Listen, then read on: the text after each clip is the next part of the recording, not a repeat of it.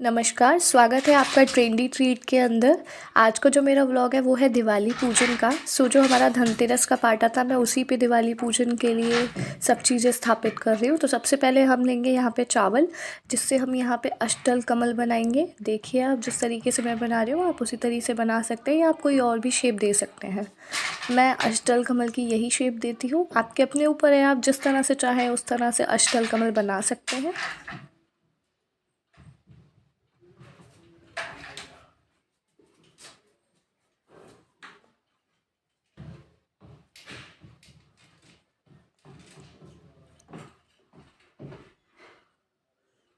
इसके बाद मैं यहाँ पे कलश स्थापित करने जा रही हूँ। हमारे यहाँ तांबे और पीतल के बर्तनों का इस्तेमाल किया जाता है, आप मिट्टी का कलश भी रख सकते हैं। इसके साथ ही साथ मैं यहाँ पे लक्ष्मी, गणेश जी और भी जितने देवी देवता हैं सबको स्थापित करने के लिए यहाँ पर चावल का आसन लगा रही हूँ। आप चाहें तो रेडीमेड बने हुए आते हैं, आप उनको भी बिछा सकते हैं, लेकिन चावल शुभ माना जाता है। धन और धान्य दोनों का प्रतीक माना जाता है, इसके लिए हम यहाँ पर इसका इस्तेमाल कर रहे हैं। धीरे धीरे करके मैं सभी जगह जितने भी मैंने अपने भगवान स्थापित करने हैं उतने हम ले सकते हैं, आपकी इच्छा अनुसार। आप कुछ लोग होते हैं सिर्फ लक्ष्मी गणेश जी को स्थान देते हैं, लेकिन मैं सबको देती हूँ। अब हमारे गणेश जी विराजमान हो चुके हैं। इसके साथ ही साथ हम लक्ष्मी माता को यहाँ पर विराजमान करेंगे।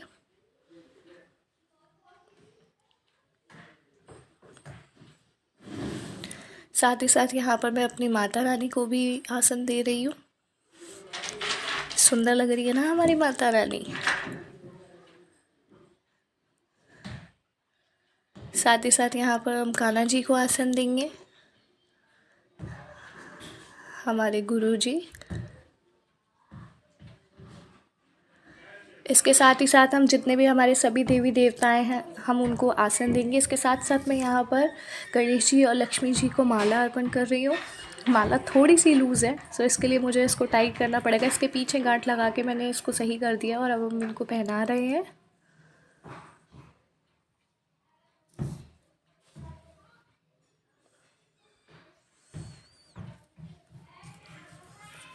इसके साथ ही मैंने फूलों की माला बनाई है, क्योंकि मुझे माला बनाना अच्छा लगता है, इसलिए मैंने फूल और अशोक के पत्तों से माला अपने आप बनाई है। आप चाहे तो आप रेडीमेड भी ले सकते हैं, जैसा आपके यहाँ यूज़ किया जाता हो, बट मुझे अच्छा लगता है तो इसलिए मैंने उनको खुद ही बनाया है।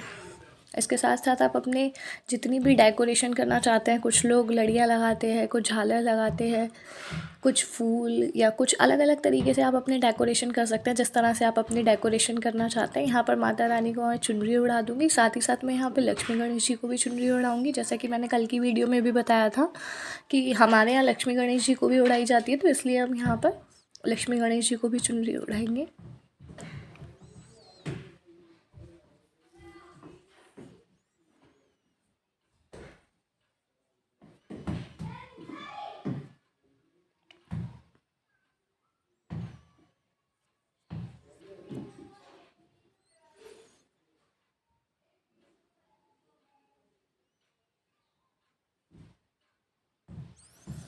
मैं लक्ष्मी गणेश जी को हम चुनरी पहना चुके हैं।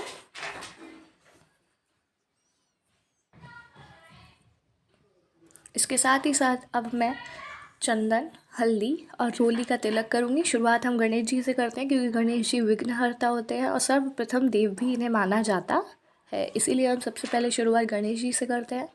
उसके बाद एक एक करके आप अपने सभी देवी देवताओं को तिलक अर्पण कीजिए।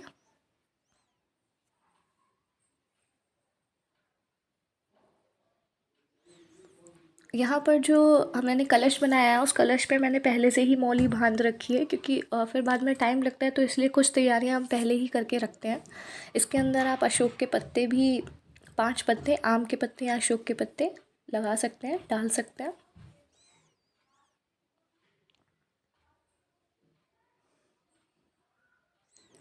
यहाँ पर मुझे विष्णु जी की प्रतिमा नहीं मिली थी, इसलिए मैंने यहाँ पर पोस्टर लिया है विष्णु जी और लक्ष्मी जी का, क्योंकि विष्णु जी और लक्ष्मी जी दोनों ही अंग संग सहाई हैं और दोनों का ही साथ होना बहुत ज़रूरी है। जहाँ विष्णु जी का वास होता है वहाँ लक्ष्मी जी का होता है, और जहाँ विष्णु जी का होता ही होता है वहाँ तो लक्ष्मी जी होती ही होती है। ओम नमो भगवते वासुदेवाय नमः। इसके साथ ही साथ यहाँ पर हमारा देखिए अष्टदल कमल है। इसके साथ हम इसका पूजन करेंगे, इसको तिलक अर्पण करेंगे। साथ ही साथ मैं यहाँ पर हमारा जो कलश है उस पर स्वास्तिक बना रही हूँ।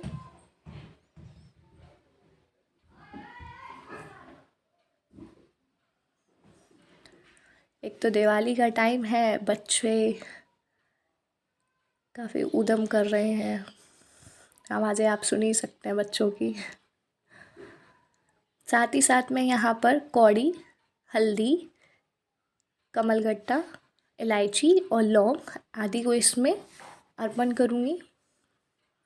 इसके साथ साथ मैं यहाँ पर गंगा जल इसके अंदर मिक्स करूँगी। साथ ही साथ हमने यहाँ पर एक श्रीफल लिया है, जिसे लोग सूखा नारियल भी बोलते हैं, कोई जटा वाला नारियल बोलते हैं, आपके यहाँ जो भी बोला जाता हो, हमारे यहाँ श्रीफल बोला जाता है। इसके साथ हम यहाँ पर स्वास्तिक का चिन्ह बनाएंगे।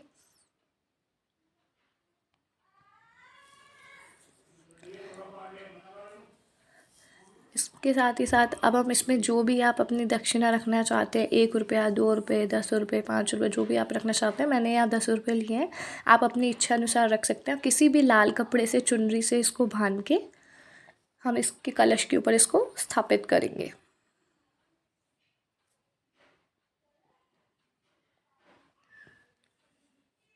मैंने इसको यहाँ मौली से अच्छी तरीके से बांध दिया है, क्योंकि फिर ये लूज़ ना हो जाए, पूजा के अंदर निकलता है, इसलिए मैंने यहाँ पर इसको मौली से या रोली आप जो भी बोल सकते हैं, उससे मैंने इसको अच्छी तरह से यहाँ पे बांध दिया है।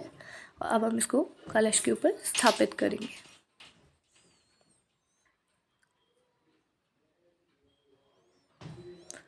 इसके साथ साथ मैंने यहाँ पर कुछ मिट्टी के बर्तन बनाए हैं, क्योंकि हमारे यहाँ सबके यहाँ के रिचुअल्स अलग अलग होते हैं, रीति रिवाज अलग होते हैं। सो हमारे यहाँ घर का जितना भी अन्न होता है, जो मेन अन्न है, वो लक्ष्मी जी को अर्पित किया जाता है। सो यहाँ पर मैंने चावल, धनिया, तिल, सौंफ, जो भी आप रखना चाहते हैं, जितना भी आइटम आप रखना चाहते हैं, अपनी इच्छा अनुसार रख सकते हैं। मैंने यहाँ पर चिकनी मिट्टी के बर्तन बनाए हैं, उनको अलग अलग शेप दी है, और वो हम लक्ष्मी माता को अर्पण करेंगे। यहाँ पर जितना भी आपका धान्य हो, जो भी चीज़ है आप रखना चाहते हैं, वो आप रख सकते हैं। यहाँ पर आपकी चॉइस है, यहाँ कोई ज़बरदस्ती नहीं है कि आपको यही यही रखना है। सो मैंने यहाँ पर हल्दी भी ज़रूर रखी है, क्योंकि हल्दी पवित्रता का प्रतीक है। इसके साथ साथ दोबारा से हम यहाँ पे अष्टकमल बनाएंगे, जो हम यहाँ पर हमारा जो पूजा का दीपक है उसको प्रज्वलित करने के लिए, स्थापित करने के लिए उसको स्थान देंगे।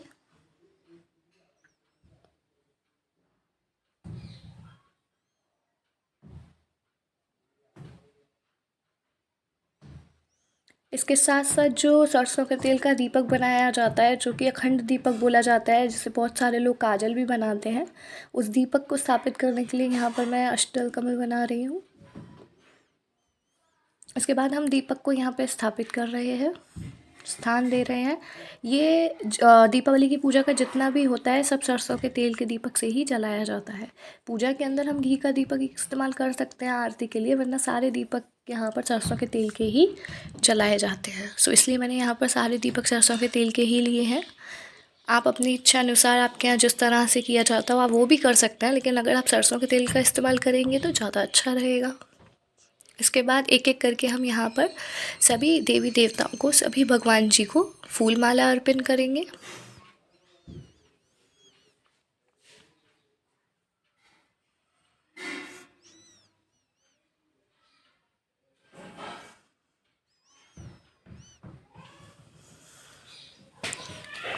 जैसा कि आप यहाँ देख सकते हैं, मैंने यहाँ पर कुछ ज़्यादा साज सजावट नहीं करी है। मैंने सिर्फ यहाँ पर लड़ियाँ लगाई हैं और माता रानी को आसन दिया है।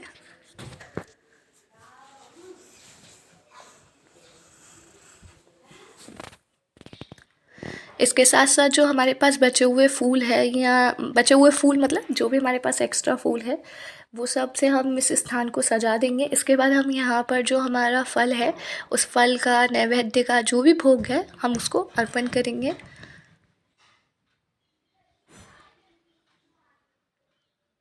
इसके बाद देखिए, मैं यहाँ पर श्री यंत्र का जो कछुआ है, जो कि लक्ष्मी जी को बहुत प्रिय होता है, मैं यहाँ पर उन्हें स्थान दे रही हूँ। इसके बाद हम लक्ष्मी जी की जो चरण पादुका है, उनको आसन दे रहे हैं।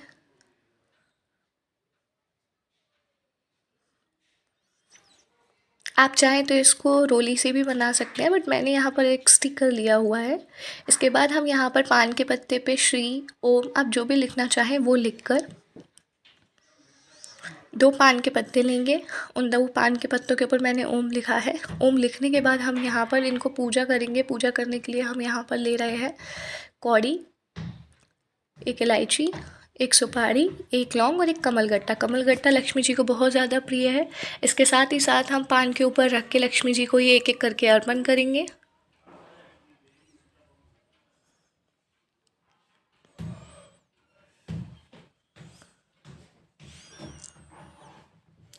साथ ही साथ यहाँ पर आप पीपल के पेड़ का पत्ता भी ले सकते हैं, क्योंकि बोला जाता है कि जो पीपल के पेड़ के अंदर भगवान जी का वास होता है। सो हम अगर पीपल का पेड़ का पत्ता भी आप ले सकते हैं। ऐसा नहीं है, अगर आपको पान का पत्ता नहीं मिलता है तो आप पीपल के पत्ते से भी पूजा कर सकते हैं। सो मैंने यहाँ पर, मुझे पीपल का पत्ता मिल गया था तो मैंने वो भी ले लिया। उसके द्वारा भी हम पूजा करेंगे और लक्ष्मी जी को वो भी अर्पण करेंगे।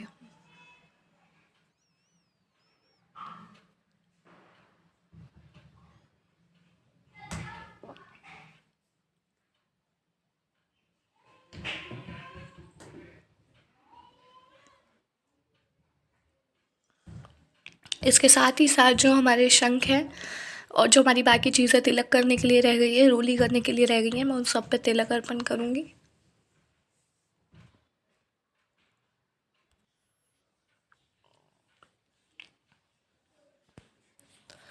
इसके साथ ही साथ जब आप यहाँ पर अर्पण करते जाएं, अर्पण करने के साथ आप कोई भी भजन गुनगुना सकते हैं, कोई भी मंत्र गुनगुना सकते हैं, या आप लक्ष्मी जी का जो यंत्र है, श्री यंत्र का जो भी मंत्र है, आप उसको गुनगुना सकते हैं। यहाँ एक एक करके मैंने सभी देवी देवताओं को चावल, फूल आदि अर्पण करे हैं। हम इनके साथ इनका पूजन करेंगे। लेकिन आप एक चीज़ का ध्यान रखिएगा कि जो चावल के दाने हैं वो टूटे हुए नहीं होने चाहिए।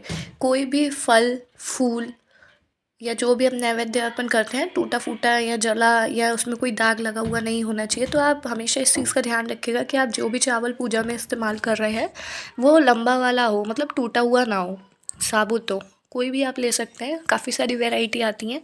इसके साथ ही साथ हम यहाँ पर फूल, धूप ये सब दिखाकर अर्पण करेंगे।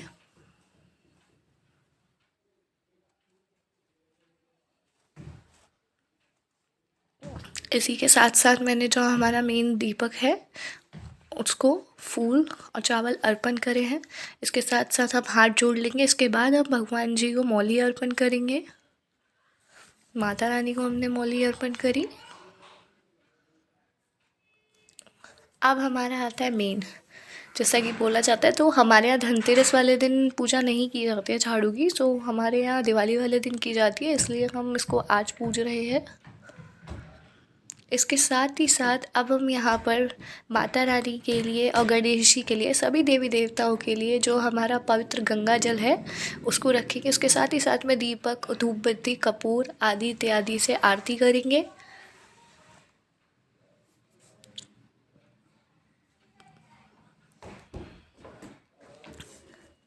शुरुआत हम गणेश जी की आरती से करते हैं। उसके साथ साथ आप जितनी आरती करना चाहें आप उतनी आरती कर सकते हैं, आपकी इच्छा अनुसार है। किसी के यहाँ माता रानी की आरती होती है, किसी के यहाँ सिर्फ लक्ष्मी जी की आरती होती है। आपके ऊपर निर्भर करता है कि आप किसकी आरती करना चाहते हैं।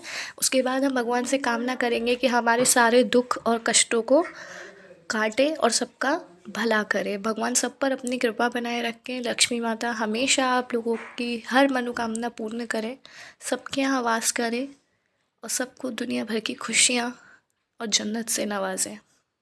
बोलिए लक्ष्मी माता की जय, गणेश जी महाराज की जय, सभी देवी देवताओं की जय। तो उम्मीद करती हूँ कि आपको आज का पूजन बहुत अच्छा लगा होगा। अगर आपको 20% भी अच्छा लगे, पूजा विधि आपको समझ आई हो, तो आप लोग भी ज़रूर इसको अपनाएं और इसी तरीके से करें। और अगर आपको थोड़ा बहुत भी अच्छा लगा हो तो प्लीज़ लाइक, कमेंट, शेयर और सब्सक्राइब ज़रूर करें। मेरे चैनल को अपना भरपूर प्यार दीजिए। उम्मीद करते हैं कि आप साथ देंगे। आपका साथ बहुत ज़्यादा ज़रूरी है। Do support. इसके साथ साथ मैंने यहाँ पर भोग अर्पण किया है। आप देख सकते हैं इसके अंदर हमने मेवे, जो भी आपके यहाँ मिठाइयाँ बनी हो, खीर, खीर आप ज़रूर से बनाएं क्योंकि खीर का भोग बहुत ज़्यादा प्रिय है माता रानी को। तब तक के लिए